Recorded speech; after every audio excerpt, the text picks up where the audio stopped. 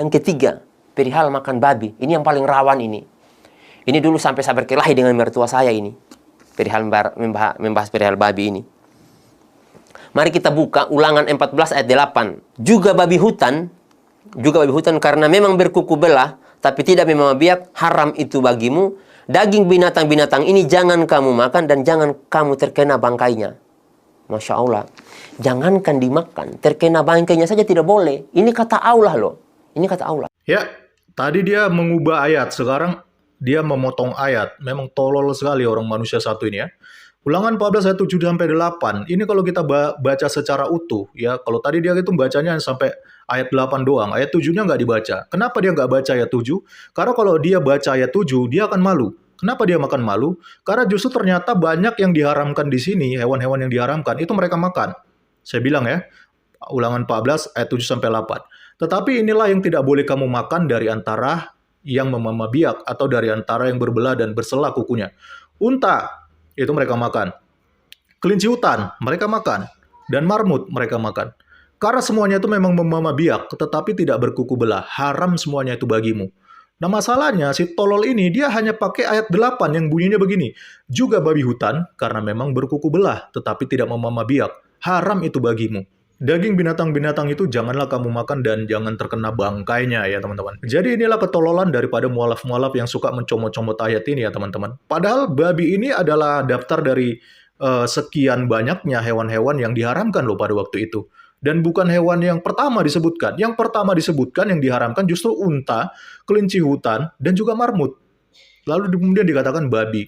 Lalu si tolol ini dia cuma pakai ayat 8 untuk menyerang kekristenan. Dia nggak sadar di ayat ke-7 itu malah lebih parah, unta, kelinci hutan, dan juga marmut. Nah ini yang tidak dipahami oleh orang-orang tolol seperti ini ya teman-teman.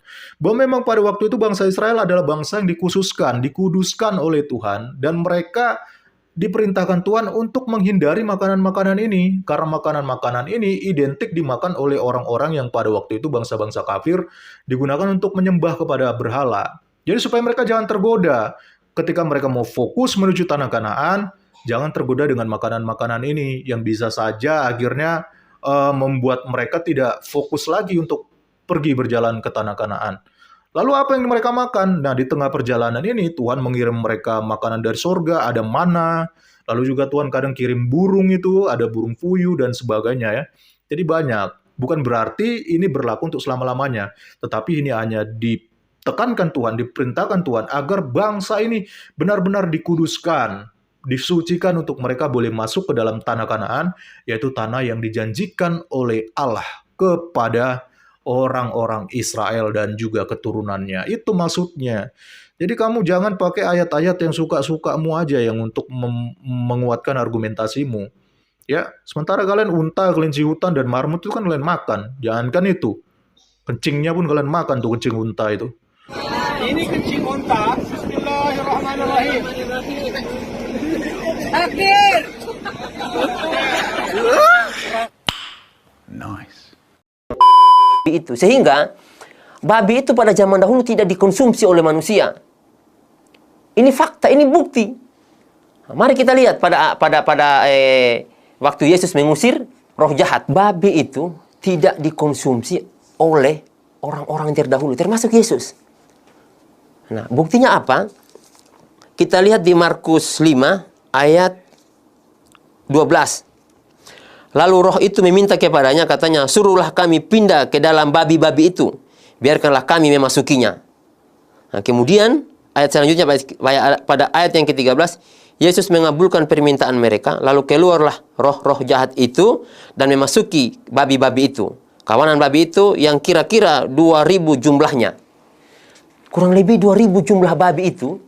Jadi roh jahat ini diusir tuh sama Yesus, dilempar ke babi. Dan ini ada benang lurusnya nanti sampai kepada Nabi Muhammad. Ini ada benang lurusnya. Nah, mengapa sampai saya masuk Islam? Ada benang lurusnya di sini nanti. Nah, di sini sudah jelas-jelas dikatakan bahwa setan itu diusir ke babi. Artinya zaman dahulu itu babi tidak dimakan. Kalau seandainya dimakan babi, Yesus tentu mengusir setan ke sapi, mengusir setan ke kambing, mengusir setan ke domba atau ke ayam. Tapi tidak. Karena memang babi ini makanan yang tidak dikonsumsi saat itu, sehingga diusir ke ke babi. Babi bukan makanan yang dikonsumsi pada saat itu. Lalu untuk apa babi dipelihara sampai 2000 ekor?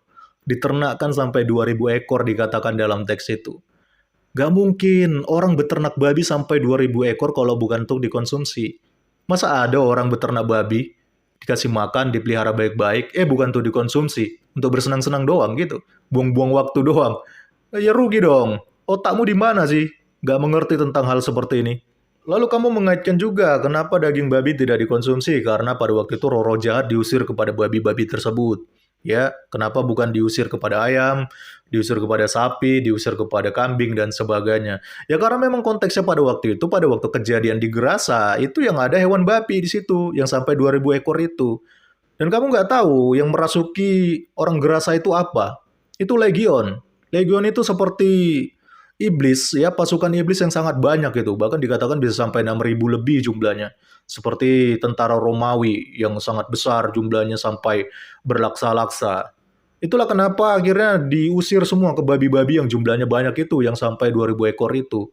Lalu mereka terjun ke jurang kan babi-babi itu dan mati. Kamu nggak paham tentang konteks ini. Jadi jangan kamu bilang babi tidak dikonsumsi. Lalu untuk apa orang melihara babi kalau bukan untuk dikonsumsi? Buang-buang waktu, buang-buang uang, buang-buang tenaga.